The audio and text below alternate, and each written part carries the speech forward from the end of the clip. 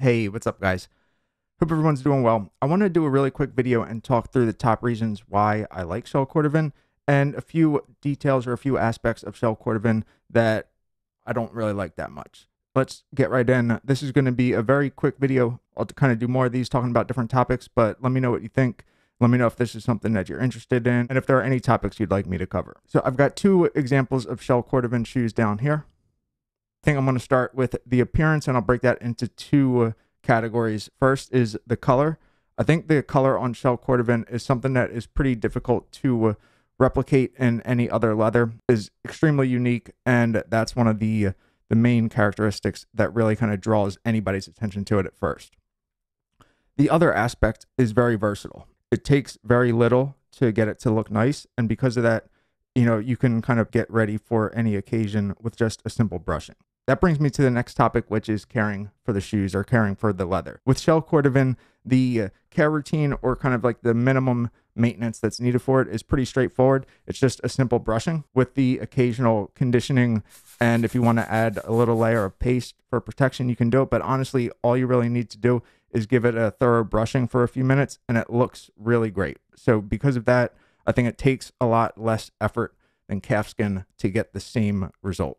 Lastly, the other reason I find this very appealing is the fact that like the leather itself looks very rich.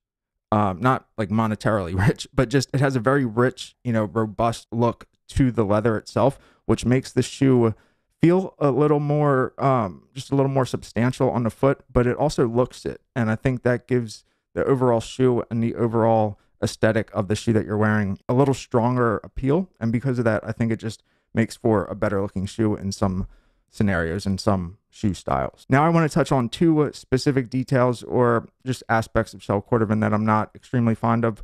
One is the price. Obviously there is a significant upcharge from a standard calfskin to shell Cordovan, but I think that is kind of consistent throughout all makers. It's just something that you have to be aware of and really research it and determine if that is the look and that is the style shoe that you want and whether it's going to be worth it for you as an individual or not. The other is the popularity of the leather. It seems like a weird thing to say, I guess, but because of that, it makes the actual quality of the shell, sometimes the perception of the quality, kind of seem like it comes down a little bit because the same maker has to produce more shoes with the kind of same or almost the same amount of quantity of the leather available. And because of that, they have to, at least some makers will try to maximize the parts of the shells that they're using. You're spending extra to get it, but sometimes you don't really love the result in the shoe that you get. We'll leave it there. So there are 3 or 4 reasons there that I really love shell Cordovan. A few aspects that I'm not so thrilled with, but overall